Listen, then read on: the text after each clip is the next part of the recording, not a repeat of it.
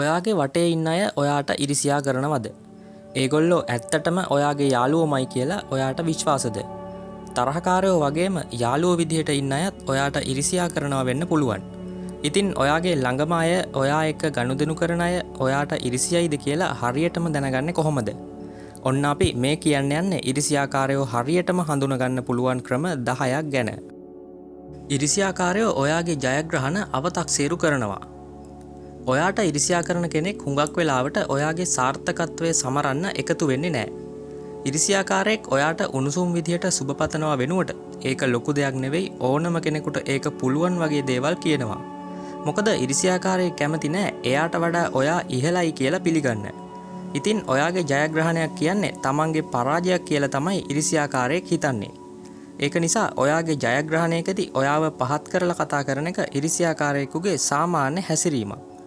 ඇත්තම යාළුවෝ ඔයාව දිරිමත් කරද්දි යාළුවෝ විදිහට ඉන්න ඉරිසියාකාරයෝ ඔයාගේ ජයග්‍රහණ නොසලකා හරින්න පුළුවන්. ඉරිසියාකාරයෙක් ඔයාට ගෞරවය නොදී ඔයාව කොපි කරනවා.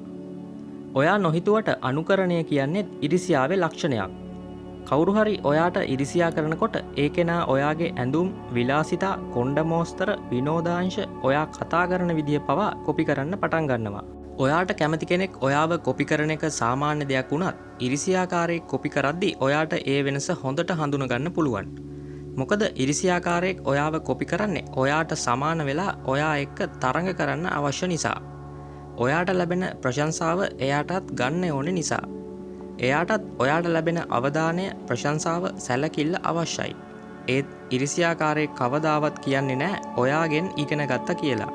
ඔයාට කිසිම පිළිගැනීමක් නොදී තමයි ඔයාව කොපි කරන්නේ. ඔයා අසමත් වුණාම ඉරිසියාකාරයෝ ඒක සමරනවා. ඔයාට මොකක් හරි වැරදුනාම ඉරිසියාකාරයෙකුට රහසින් සතුටක් දැනෙනවා. ඒත් ඉරිසියාකාරයෙක් ඒක කෙලින්ම පෙන්වන්නේ නැහැ. ඔයා අමාරුවේ වැටුණ වෙලාවක ඔයා ළඟ ඉන්න කෙනෙක්ගෙන් දුකක්, අනුකම්පාවක් පේන්නේ නැත්තම් ඒ කියන්නේ එයා ඒකට රහසින් සතුටු වෙනවා කියන එක. හුඟක් වෙලාවට මේ ඉරිසියාකාරයෝ කියනවා බලන්න මං දැනගෙන හිටියා ඕක වෙයි කියලා වගේ දේවල්. ඔයාට වරදින එක ඉරිසියාකාරයෙකුට සතුටක්. ඒත් ඔයා තරහ වෙන නිසා ඒක එයාට පෙන්වන්න බෑ. රහසින් තමයි සතුටු වෙන්නේ. ඔයා එක්කම එයා දුක් වෙන්නේ නැත්තම්, මුහුණේ අනුකම්පා හැඟීමක් නැත්තම් එයා ඔයාගේ ඉරිසියාකාරයෙක්. ඉරිසියාකාරයෙක් ඔයාට ප්‍රශංසා කරන්නේ අසතුටින්. ඔයාගේ ළඟ ඉඳගෙනම ඔයාට ඉරිසියා කරන කෙනෙක් එයා ඔයාට ඉරිසියා කරන බව පෙන්වන්නේ නැහැ. ඉතින් ඔයාගේ හොඳක් කියන්න අවශ්‍ය වෙලාවක එයා අසතුටින් වුණත් ඔයාට ප්‍රශංසා කරන්න පුළුවන්. ඔයා හොඳ ඇඳුමක් ඇඳන් ආවම "වව්, ඔයා අද හරි ලස්සනයි. වෙනද වගේ කැත ඇඳුමක් නෙවෙයි. ඔයාට උසස් වීමක් ලැබුණද? ඔයාට නම් ගන්න ලේසි වෙන්නේ නැති" වගේ නෙගටිව් කෑල්ලකුත් එකතු කරලා ඔයාට සතුට ප්‍රකාශ කරන්න හුඟක් දුරට ඉඩ තියෙනවා. ඒකට හේතුව තමයි ඉරිසියාකාරයෙක් ප්‍රශංසා කරන්නේ හදවතින්ම නෙවෙයි. ඒ නිසා එයාගේ ඇත්ත අදහසත් ඒ ප්‍රශංසාව එක්කම වචනයකින් දෙකකින් හරි පිට වෙන්න පුළුවන්. ඉරිසියාකාරයෙක් හැමතිස්සෙම ඔයත් එක්ක තරඟ කරනවා. ඔයාට ඉරිසියා කරන අයගේ පුරුද්දක් තමයි ඔයා එක්ක හැමතිස්සෙම තරඟයක ඉන්න එක.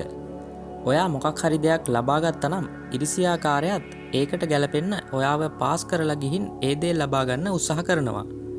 ඔයාට තනතුරක් ලැබුණොත්, ඔයා මොකක් හරි මිලට ගත්තොත් ඉරිසියාකාරයාත් උත්සාහ කරනවා ලොකු තනතුරක් ගන්න හරි ඔයා මිලට ගත්ත දෙයට වඩා වැඩි දෙයක් මිලට ගන්න. ඇත්තටම ඉරිසියාකාරයට ඕනේ එයාට දියුණු වෙන්න නෙවෙයි, ඔයාට වඩා හොඳ වෙන්න. ඔයාගේ සාර්ථකත්වය ඉරිසියාකාරයට පේන්නේ තර්ජනයක් විදිහට. ඉතින් කවුරු හරි නිතරම ඔයත් එක්ක තරඟයක නම් ඉන්නේ එයා තමයි ඔයාගේ ඉරිසියාකාරයා. ඉරිසියාකාරයෙක් ඔයා ගැන කේලම් ඕපදූප කියනවා. කවුරු හරි ඔයාට ඉරිසියා කරනකොට ඒගොල්ලෝ හැමතිස්සෙම උත්සාහ කරනවා ඔයාගේ කීර්ති නාමයට හානි කරන්න. ඔයා ගැන ඕපදූප කටකතා පතුරුවා හැරලා ඔයාට වඩා තමන් උසස් කියලා හරි තමන්ට වඩා ඔයා පහත් කියලා හරි පෙන්වන්න ඉරිසියාකාරයෙක් හැමතිස්සෙම උත්සාහ කරන්න පුළුවන්.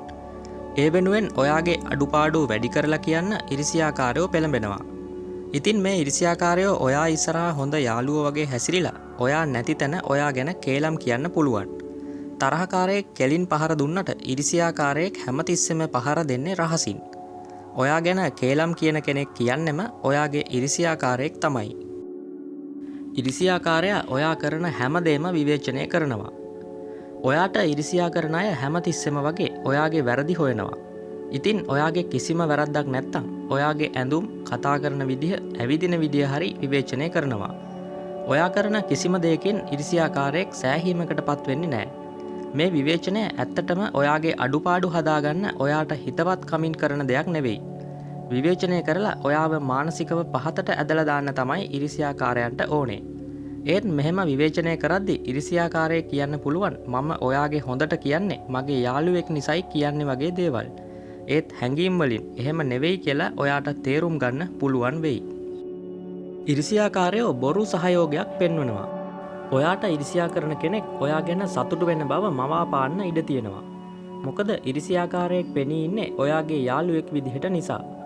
ඉතින් ඉරිසියාකාරයෙක් ඔයාගේ හොඳක් කිව්වත් ඒක කියන්නේ ඇත්තට නෙවෙයි කියලා ඔයාට තේරුම් යාවි.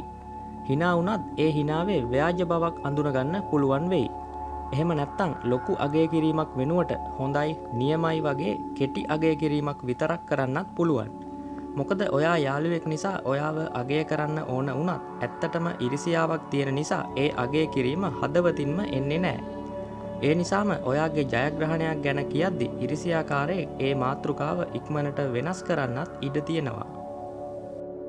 ඔයා සාර්ථක වෙද්දි ඉරිසියාකාරයෝ ඔයාගෙන් ඈත් වෙනවා. ඔයාගේ යාළුවෙක් වුණත් එයා ඔයාට ඉරිසියයි නම් ඔයාගේ සාර්ථකත්වය එයාට දරා ගන්න බෑ. ඉතින් ඔයා සාර්ථක වෙද්දි ඔයාගේ යාළුවෙක් හේතුවක් නැතුව ඔයා එක්ක කතා කරන එක, කෑම කන එක, chat කරන එක එකපාරට අඩු කළොත් ඒ කියන්නේ එයා තමයි ඔයාගේ ඉරිසියාකාරයා. ඔයා සාර්ථක වෙනවා කියන්නේ ඉරිසියාකාරයෙක් අපහසුතාවට පත් වෙනවා කියන එක. මේ නිසා ඉරිසියාකාරයා ඔයාගෙන් ටිකක් දුරස් වෙන එක සාමාන්‍යයි.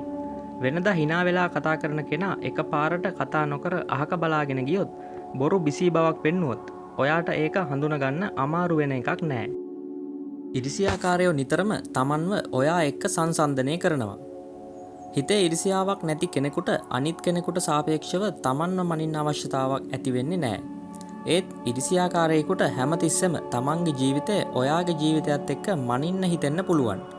ඔයා නම් හරිම වාසනාවන්තයි, මට නම් කවදාවත් ඔයා වගේ තැනකට එන්න ලැබෙන එකක් නෑ වගේ වචන නිතරම මේ වගේ අයගෙන් පිට වෙන්න පුළුවන්. මෙහෙම වෙන්න හේතුව තමයි ඉරිසියාකාරයෙක් තමන්ගේ ගමන ගැන හිතනවා වෙනුවට එයා අවධානය යොමු කරන්නේ ඔයාගේ ගමන ගැන. ඉරිසියාකාරයෙකුට ආත්ම අභිමානයක් ඇති වෙන්නේ තමන් දියුණු වුණොත් නෙවෙයි, ඔයාට වඩා ඉහළට ගියොත් හරි, ඔයා එයාට වඩා කඩා වැටුණොත් හරි තමයි. ඉතින් අපි මේ කතා කළේ ඔයාගේ යාළුවෝ විදිහටම ඔයා ළඟින් ඉඳගෙන ඔයාට ඉරිසියා කරන අය හඳුනගන්නේ කොහොමද කියන එක. ඔයාගේ යාළුවෝ අතරත් මේ කරුණු 10න් වැඩි ප්‍රමාණයකට අදාළ අය ඉන්නවා නම් ඔන්න ඔයාට පුළුවන් ඔයාගේ ඉරිසියාකාරයෝ අතටම අල්ලගන්න.